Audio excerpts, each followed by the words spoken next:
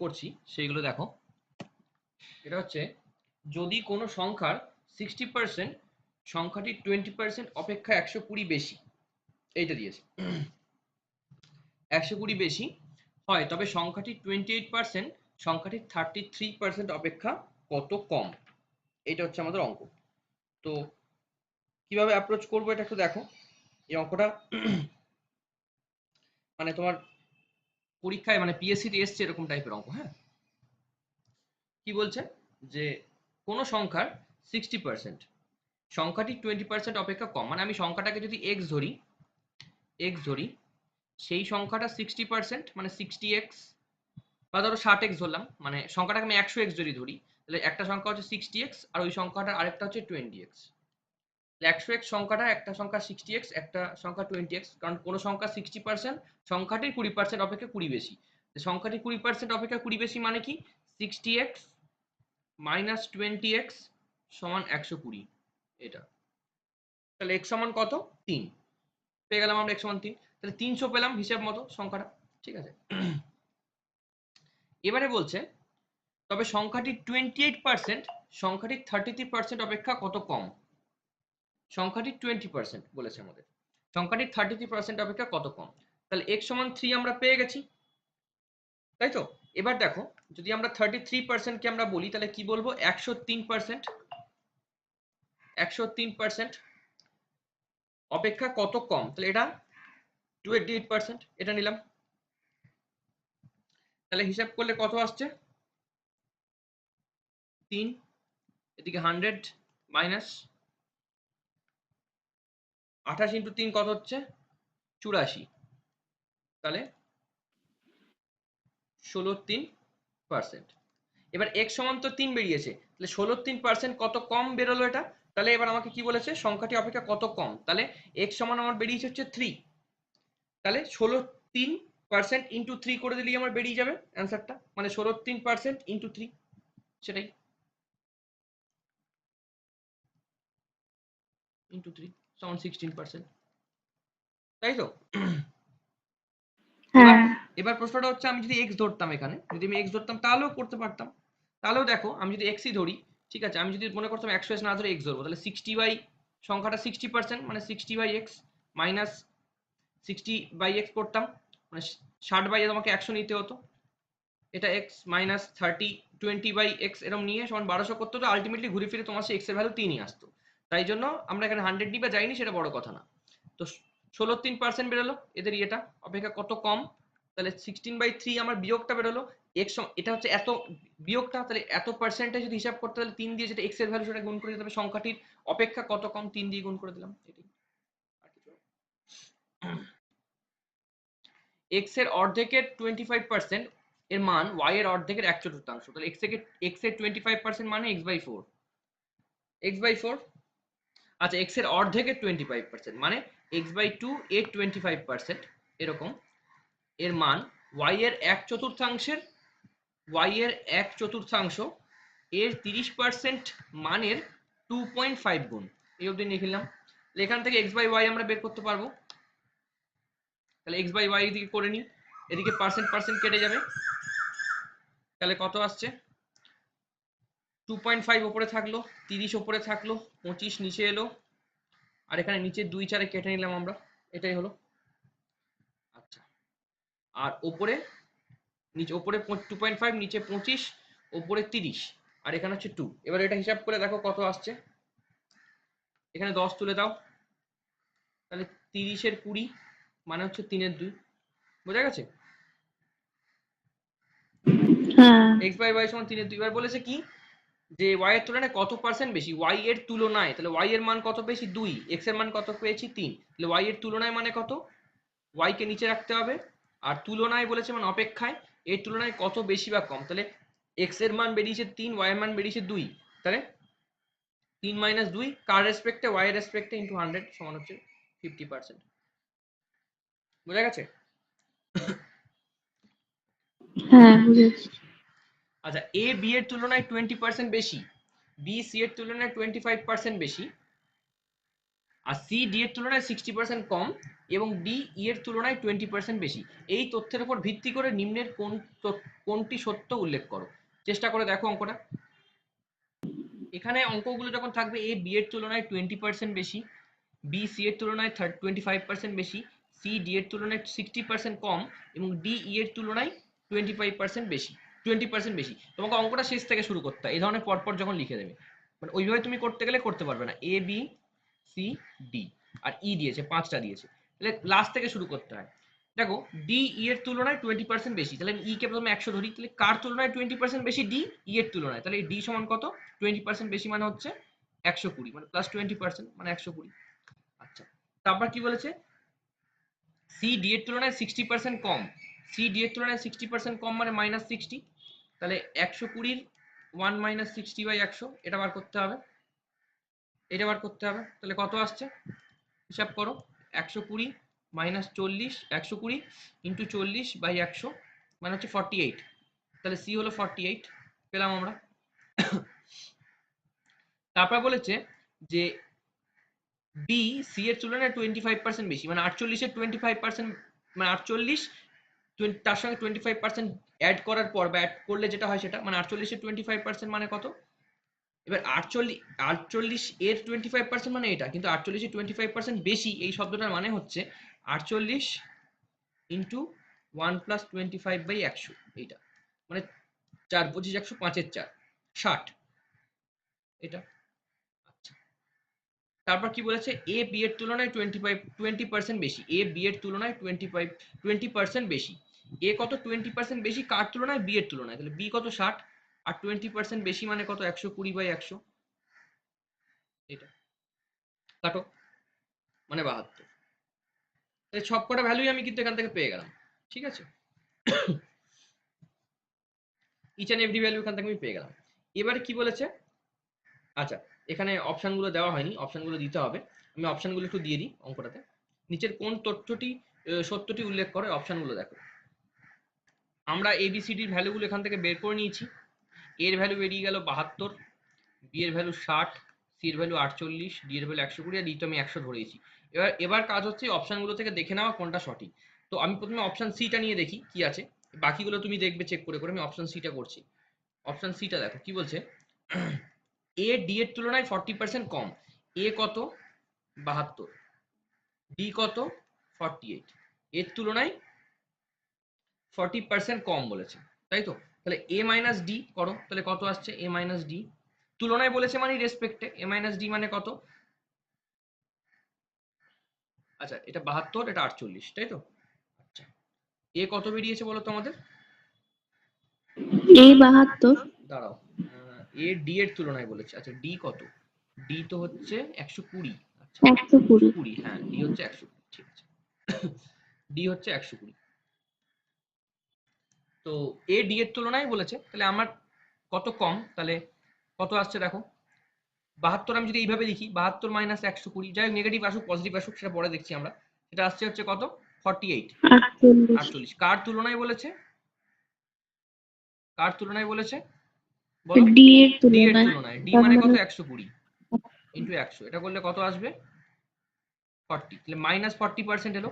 Minus মানে কম, তাহলে এই যে কমটা দিয়ে রেখেছে তাই এখানে মাইনাস সাইন দেয়নি। যদি এ ডি এর তুলনায় -40 বলতো তাহলে এখানে কমটা লিখতো না। এখানে আমার -40 বেরিয়েছে, কিন্তু অপশানে আছে +40, তাই কম শব্দটা লিখে রেখেছে, তাই অপশন সিটা হবে, ঠিক আছে?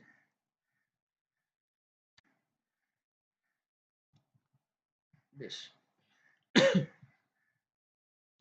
এ বি এর তুলনায় 40% কম এবং সি কমা এবং সি এ ও বি এর যোগফলের 40%, এই অবধি আমরা কি পড়লাম? তারপর বাকিটা দেখছি।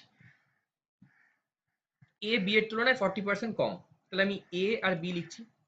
বি কে আমি 100 ধরছি। বি এর তুলনায় 40% কম মানে হচ্ছে 60, তাই তো? এটাই। এবার কি বলছে? এ ও বি এর যোগফলটা হচ্ছে যোগফলের, এবং সি হচ্ছে এ ও বি এর যোগফল, যেটা মানে এ প্লাস বি যেটা হবে তার 40%, এইটা, এটা বলেছে সি। তাহলে সি কত? এ আর বি এর যোগফল কত? 160, তার 40%, 100 ভালো করে লক্ষ্য করো যে সি এ ও বি এর যোগফলের 40%, আমি কিন্তু এখানে 140/100 করছি না, 40/100 করছি। কেন? কারণ যোগফলের বৃদ্ধি বা কম বলনি, যোগফল এর বলেই ছেড়ে দিয়েছে। ঠিক আছে, এত যোগফলের বেশি, এত যোগফল বাড়লো তখন বললেও এটা করতে হবে। তাহলে 160 বাই মানে এটা কত, সি সমান আসবে 64, সি সমান আসবে 64, এটা পেয়ে গেলাম। তাহলে এ ও বি এর পার্থক্য সি এর কত শতাংশ কম? এ ও বি এর পার্থক্য কত? 40। কত শতাংশ কম? সি এর কত শতাংশ, মানে সি এর রেসপেক্টে বার করতে হবে, সি কে নিচে রাখতে হবে, এইটা এটা বার করতে হবে, সমান হচ্ছে 100। তাহলে কত আসছে এটা? 60/64 ইন্টু 100, 40/64 ইন্টু 100, তাহলে হচ্ছে, কাটো এটাকে,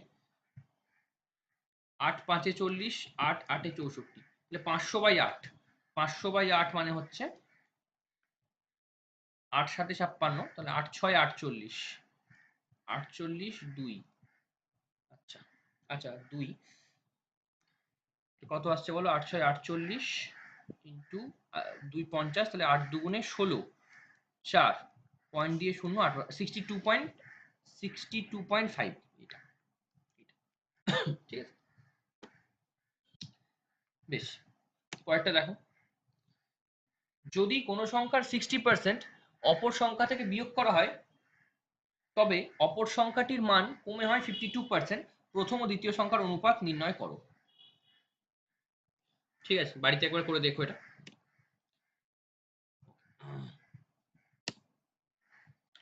এরপরে দেখো,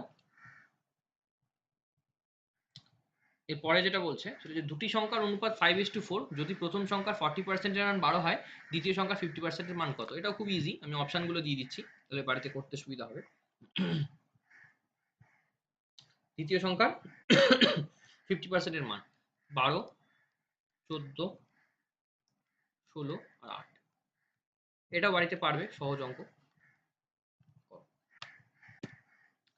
আচ্ছা, পরের অঙ্কটা, এ ও বি এর মাসিক বেতনের পরিমাণ, মাসিক বেতনের পরিমাণ কত? 40,000 টাকা। যদি এ তার বেতনের 85% এবং বি তার বেতনের 95% খরচা করে, তবে তাদের সঞ্চয়ের পরিমাণ সমান হয়। এর মাসিক বেতনের পরিমাণ কত, এটা বলেছে। এখানে ট্রিক হচ্ছে তাদের সঞ্চয়ের পরিমাণটা সমান হচ্ছে, মানে সেভিংসটা ইকুয়াল। ঠিক আছে, সেভিংসটা তাদের ইকুয়াল, এইখান থেকে অঙ্কটা ধরতে হবে। আমি কি করে করছি দেখো, এ ও বি এর মাসিক বেতনের পরিমাণ, মানে দুজনে মিলে ইনকাম করছে 40,000 টাকা। যদি এর বেতনের 85% এবং বি তার বেতনের 95% খরচা করে, তবে তাদের সঞ্চয়ের পরিমাণ সমান। অঙ্কটা তো এখানেই বলেছে, মানে আমাকে সেভিংসটা ইকুয়াল করতে হবে। তাহলে এ খরচা করছে 85%, তাহলে তার সঞ্চয় কত হচ্ছে? যদি 100 ধরি তাহলে 15 বা 15 টাকা সঞ্চয় হচ্ছে। আর বির কত হচ্ছে? 5 টাকা, কারণ 95 খরচা করে দিচ্ছে, 5 টাকা পড়ে থাকছে। তাহলে এ ইস টু বি কত? 1:3। আর অঙ্কে বলেছে এই দুটো কি, এই দুটো ইনকাম। তাহলে অঙ্কে কি বলেছে? এ ও বি এর মাসিক বেতনের পরিমাণ। তাহলে আমার এ বেরিয়েছে 1 ইউনিট, বি বেরিয়েছে 3 ইউনিট, তাহলে টোটাল 4 ইউনিট। 4 ইউনিটের মান হচ্ছে 40,000 টাকা। তাহলে 1 ইউনিটের মান হচ্ছে 10,000 টাকা। এবার কি বলেছে? এ এর মাসিক বেতন কত? এর মাসিক বেতন 10,000 টাকা, আর বি এর মাসিক বেতন হচ্ছে 30,000 টাকা। গুণ করে দিলাম, 10,000 টাকা অপশন এ। ঠিক আছে,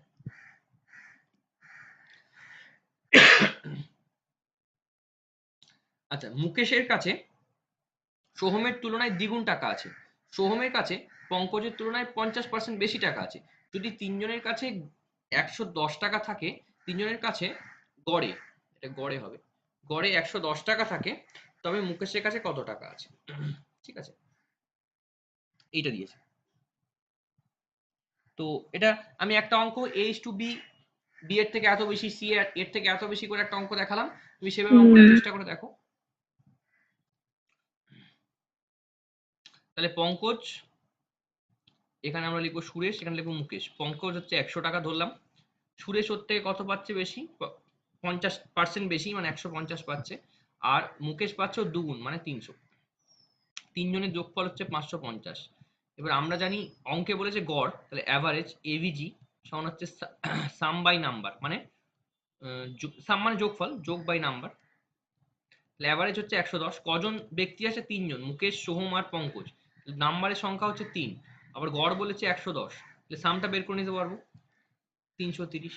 তাহলে এখানে সাম যোগফল বেরোলো 330 টাকা, আর আমার তিনজনের যোগফল বেরিয়েছে 550 টাকা। এই দুটো ইকুয়াল করো, তাহলে 550 330, তাহলে 1 সমান বেরোচ্ছে 3/5।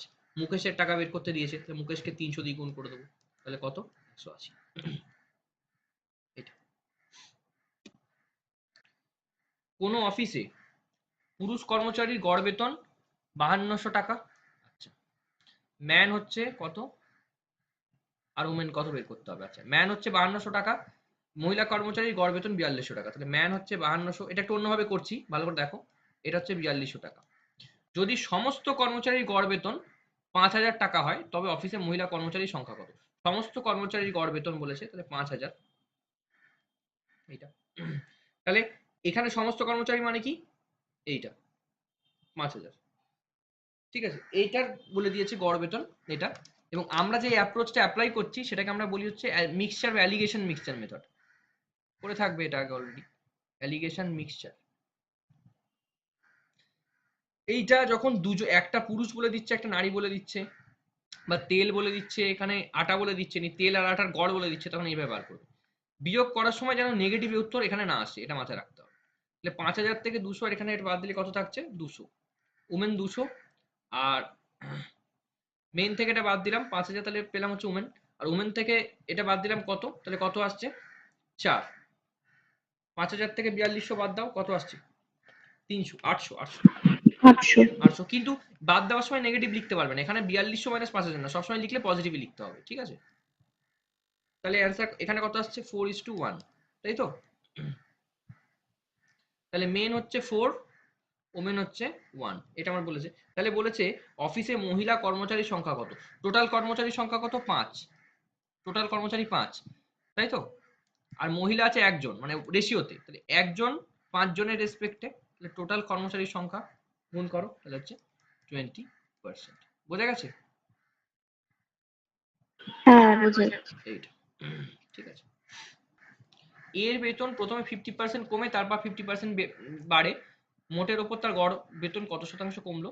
অপশন দিয়ে দিচ্ছি, বাড়িতে করবে, খুবই ইজি অঙ্ক, ঠিক আছে। 25% কমলো।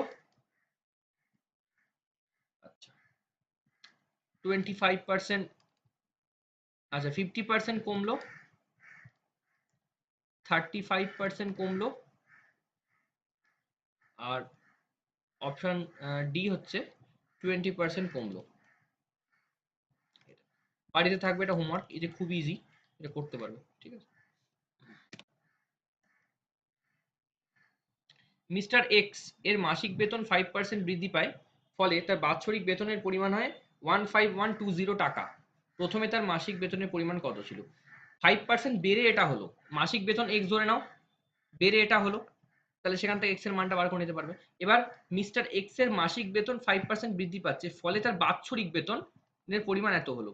এখানে যেটা ভুল হয় সেটা আমরা যেটা করি, ভুলটাকে দেখাচ্ছি। এক্স ইন্টু 5% বাই 100 সমান হচ্ছে 15120। এইটা করলেই ভুল হয়ে গেল। তার কারণ হচ্ছে পরীক্ষার হলে এই বাৎসরিক মাসিক এই কথাগুলো কিন্তু মাথায় থাকবে না, স্পিচের মাথায়। ভালো করে অঙ্কটা পড়তে হবে, বাৎসরিক দিয়েছে না মাসিক, বাৎসরিক বেতন বলেছে। তাহলে এটা আমি এই দিকটা আমি লিখলাম মাসিক বেতনের ইনক্রিমেন্ট 5%, আর এই দিকে লিখছি বাৎসরিক বেতন, তাহলে দুটো ইকুয়াল হচ্ছে না। তাহলে কি করতে হবে? বাৎসরিক বেতনকে মাসিক বেতনে ট্রান্সফার করতে হবে, মানে 12 দিয়ে ভাগ করতে হবে। 12 দিয়ে ভাগ করলে কত দেখো?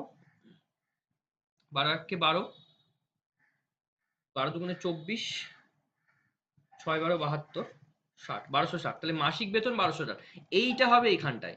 আমরা কি করি তাড়াহুড়োতে, x into 1 plus 5/100 equal to 15 1000, এই যে 15120 যেটা দিই সেটা লিখে দিই, ঠিক আছে, সেটা লিখে দিই। তো এটা লিখে দিলে কিন্তু ভুল হয়ে যাবে, তখনই তোমাকে কিন্তু 1260টা কিন্তু তোমাকে ট্রান্সফার করে নিতে হবে, কারণ একটা মাসরিক, একটা বাৎসরিক, একটা মাসিক এরকম দিয়েছে, ঠিক আছে। এবার দেখো তাহলে অঙ্কটা কি দাঁড়ালো, এটার বদলে এক্স ইন্টু 1 প্লাস 5/100 সমান বাৎসরিক ভ্যালুটা, এই মাসিক ভ্যালুটা লেখো 1260, 1260।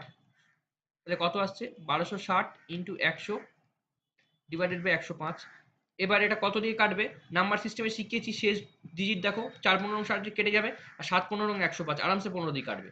তাহলে 8 15 120, 4 15 160, 84, 84 হলো, 7 12 84। তাহলে এক্স সমান 1200 টাকা। অপশন বি তে এটা আছে। বোঝা গেছে তো? হুম, বুঝেছি। এক ব্যক্তি তার সম্পদের 30% চ্যারিটিতে দান করে, বাকি টাকা যথাক্রমে 30% ও 25% তার স্ত্রী ও ছেলেকে দান করে। এরপর যা টাকা বাকি থাকে সেটা তিনি তার 3 মেয়ের মধ্যে সমান ভাগে ভাগ করে দেন। যদি একজন মেয়ে 42 লক্ষ টাকা পায় তবে তার সম্পদের পরিমাণ কত? এটা বলেছে। বেশ, অঙ্কটাকে আমরা একটা মেথড দেখিয়েছিলাম, ওই মেথডেই করব। মনে করছি সম্পদটা তার 100 না বলে 1000 এক্স। তাহলে 1000 এক্স এর মধ্যে সে 30% চ্যারিটিতে দান করে। 30% চ্যারিটিতে দান করে, এটার অর্থ হচ্ছে 300 এক্স। এটা কোথায়? চ্যারিটিতে। তাহলে পড়ে থাকছে কত? 700 এক্স। এটা পড়ে থাকছে 70%। এই যে 700 এক্স পড়ে আছে, এইটার থেকে 30% আর 25% স্ত্রী আর ছেলেকে দেয়। তাহলে 30% কাকে দেয়? ওয়াইফকে। 30% দেয় হচ্ছে ওয়াইফকে। তাহলে 70-এ 30% মানে হচ্ছে কত বলো? 730% মানে কত? 210, তাই তো? হ্যাঁ। আর কত দেয়? আর ছেলেকে কত দেয় বলেছে? 25%। 25% ছেলেকে দেয় মানে কত? 25% ছেলেকে দিলে 175 নাকি? দেখো একবার করে, আমি করে দেখি। হ্যাঁ, 175 এটা ছেলেকে দেয়। তাহলে এইটা পায় হচ্ছে ওয়াইফ, এইটা পায় সন। তাহলে আর পড়ে আছে কত? তার পড়ে আছে কত? তাহলে 700 থেকে বাকি এই দুটো বিয়োগফল, তাহলে পড়ে আছে 700 মাইনাস 210 মাইনাস 175, এইটা।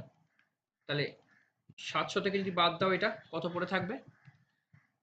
এখানে যদি তুমি যোগ করে নাও এটাকে, তাহলে 5 8 385। তাহলে 700 থেকে 385 বাদ দাও, 5-এর পর থেকে 10 5 ঘরে, 8 আর একে 9, 9 পর থেকে 10 এক ঘরে, হাতে থাকলো 1, 3 আর একে 4, 315। হুম। 315। এই যে 315টা, এটা কাদেরকে দিচ্ছে? যেটা পড়ে আছে বাকিটা অঙ্কে বলেছে, সেটা তিনি তার 3 মেয়ের মধ্যে ভাগ করে দিচ্ছেন। মানে 3 মেয়ে মিলে 315 ইউনিট পাচ্ছে। তাহলে এক মেয়ে কত পাচ্ছে?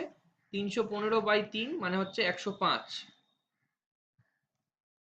105। এবার একজন মেয়ে অঙ্কে বলছে 42 লক্ষ টাকা পেয়েছে, আর আমি অঙ্কে পেয়েছি একজন মেয়ে 105 ইউনিট পেয়েছে। তাহলে দুটোকে সমান করে দেবো। তাহলে 105 ইউনিট সমান হচ্ছে 42 লক্ষ।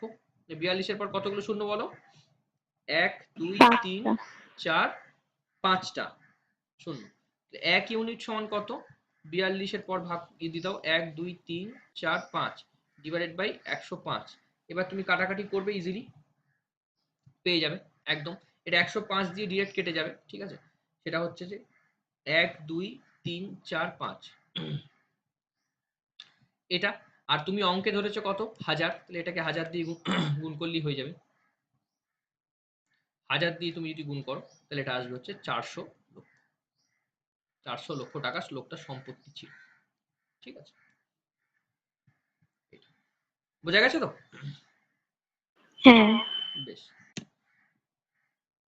এক ব্যক্তির বাৎসরিক আয় 2 লক্ষ টাকা বৃদ্ধি পেল, কিন্তু তার আয়ের ওপর ট্যাক্স 20% থেকে 16% নেমে এলো।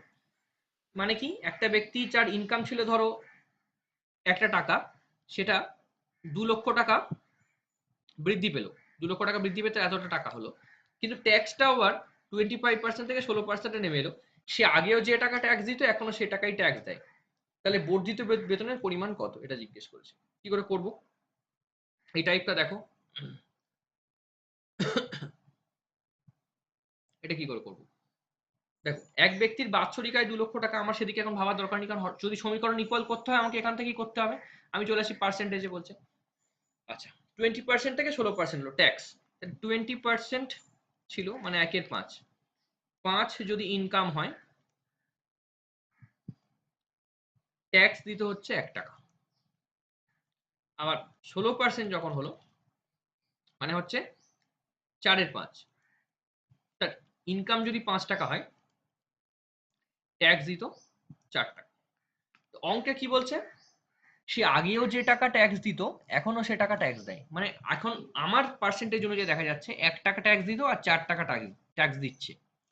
কিন্তু অঙ্কে বলছে যে টাকা ট্যাক্স আগেও দিত, এখনো সে টাকা ট্যাক্স দেয়। মানে ট্যাক্সের পরিমাণটা ইকুয়াল নয়, এটা ইকুয়াল করতে হবে। 1-এর 5 ছিল, আর ছিল হচ্ছে 4-এর 5। আমি যদি এটাকে 4 দিয়ে গুণ করি, এটাকেও 4 দিয়ে গুণ করতে হবে। তাহলে 4 এর 20 করলাম, এটা হচ্ছে 4 এর 5। তাহলে দেখো উপরে দুটো ক্ষেত্রেই ট্যাক্সের পরিমাণটা দুটো ক্ষেত্রেই সমান হয়ে গেল, এখানেও 4 হলো, এখানেও 4 হলো, ট্যাক্সটা সমান। আর কত বাড়লো সেটা দেখতে হবে, তাই তো? এটা 4, 4-এর 25, 4-এর 20 না, 4-এর 25। দেখো তো একবার ঠিক করলাম কিনা।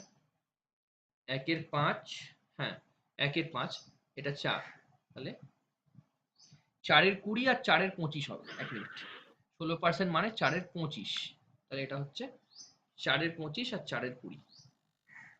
এটা হবে, একটা হবে হচ্ছে 4-এর 25, একটা হবে 1-এর 5 পেয়েছি। তাহলে আমাকে ট্যাক্স সমান করতে হবে না, এটা 4 দিয়ে গুণ করতে হবে। একটা 4-এর 25, একটা 4-এর 20, এটা হচ্ছে অনুপাত। ঠিক আছে, 4-এর 25 আর 4-এর 20। তাহলে ট্যাক্স দুটো সমান করলাম। আর নিচে এগুলো কি ইনকাম। এবার তার প্রথমে প্রাথমিক যেটা ছিল বাৎসরিক আয় 2 লক্ষ টাকা ছিল, তাই তো?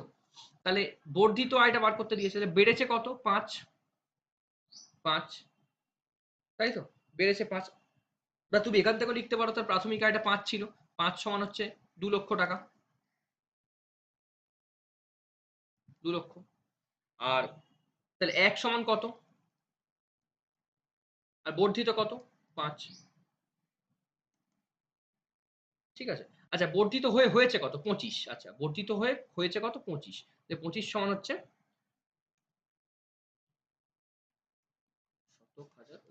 10 লক্ষ, এইটা। ঠিক আছে, এই জিনিসটা বর্ধিত বেতনের পরিমাণ হচ্ছে এই জিনিসটা। বোঝা গেছে? এটা আরেকবার বলো তো, মানে ওই 20%